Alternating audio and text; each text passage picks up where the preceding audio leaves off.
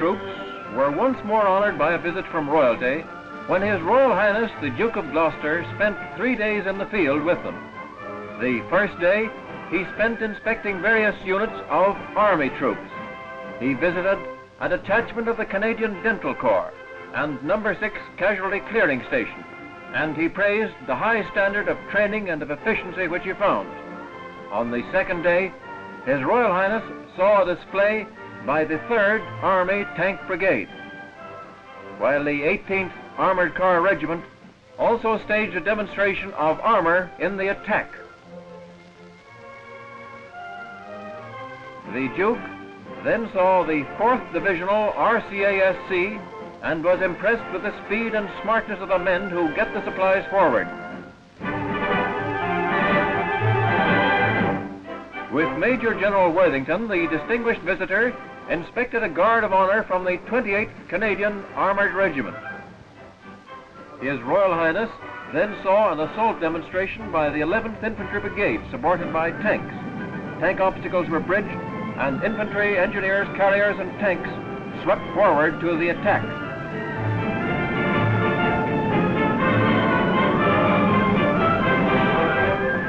One of the last events of the tour was a formal inspection of the Royal Winnipeg Rifles, who gave their royal visitor a real send-off.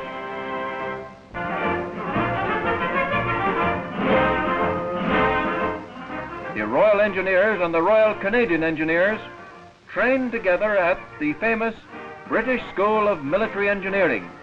Mine laying and lifting is one of the many tricky jobs learned from men who know the enemy's tricks.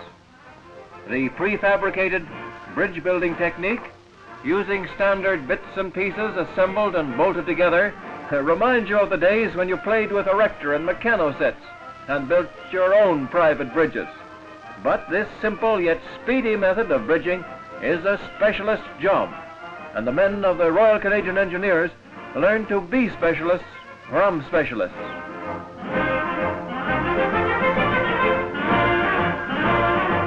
There's a right way and a wrong way to do everything, and the right way is demonstrated and explained by a British instructor whose advice will come in mighty handy the day of the big push.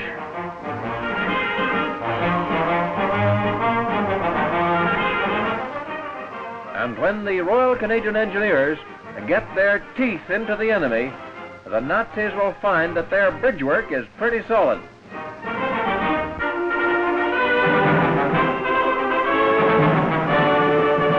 After the 14th Field Ambulance of the Royal Canadian Army Medical Corps had marched past Brigadier E.A. McCusker, who was accompanied also by Lieutenant Colonel Matron-in-Chief A.C. Neal, they demonstrated a kind of Moses in the bulrushes technique of getting casualties across the water. First, a small boat was improvised with a stretcher and tarpaulin to get a man with a rope across the river. Then, larger craft were likewise improvised for carrying the casualties themselves. So, if you stop one, the field ambulance will get you out, come hell or high water, and the handling you will get will be by hands practiced in making do.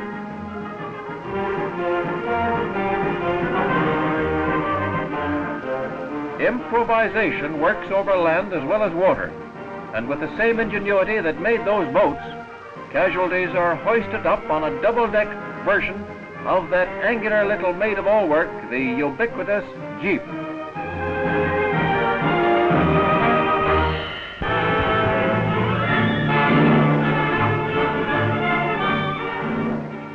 Straight from wrestling with parade states and typing out Part 2 orders, this squad of Canadian Army clerks are plunging into a period of battle drill training on an assault course.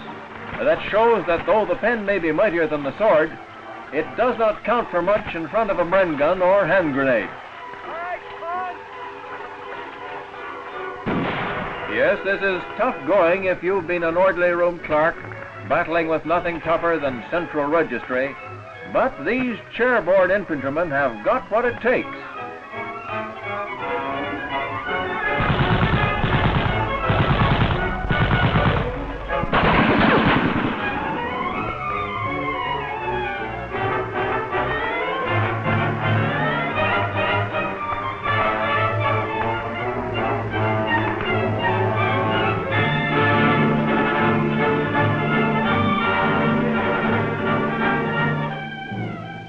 And it all goes to show that in the Canadian Army there are no non-combatants.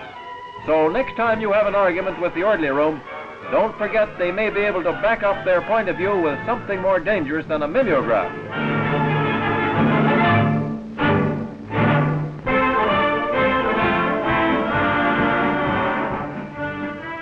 Recently married were Ross Monroe, the Canadian Press war correspondent, and nursing sister Helen Stevens of No. 1 General Hospital. Ross has written more about the Canadian Army than probably any other war correspondent, and now he really has got something to write home about. The scattered units of the Lorne Scots gathered again this year when, after a tough period of training as a unit, they paraded to hold their annual sports. Among the many events was the 3-mile race, won by Corporal J.W. Collier, with Private R.B. Harley coming second.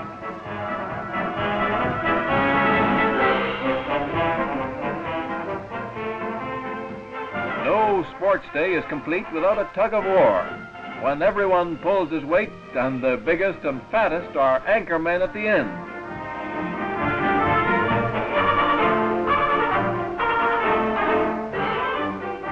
Nor is it complete without the high jump, featuring, in this case, CQMS Zipier, Private V.J. Smith, Private W. Crean. Altogether, a good time was had by all the Lorne Scots.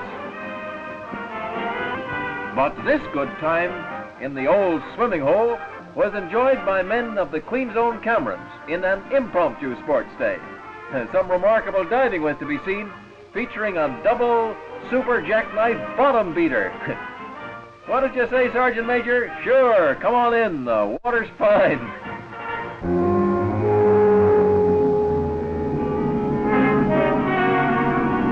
Canadian-built rams of the Three Rivers and Calgary tank regiments board their LCTs in preparation for another big landing exercise.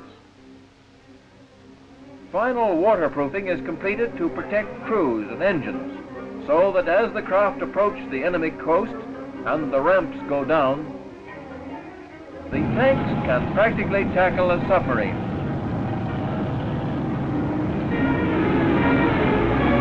The chief danger seems to be jellyfish getting caught in the works.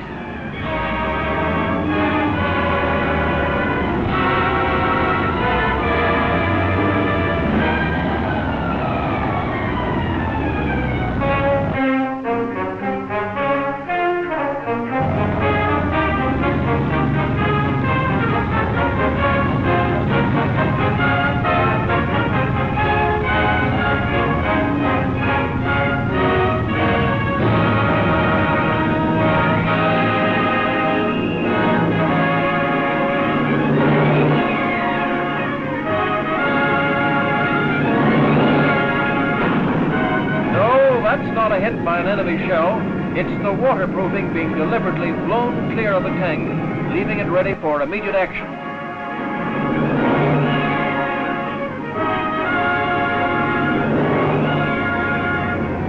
And when Canadian armor goes into action as the spearhead of the attack we've waited for so long, there'll be few problems which haven't been studied ahead, and no obstacles that won't be beaten with the help of Providence, Canadian ingenuity, and good shooting.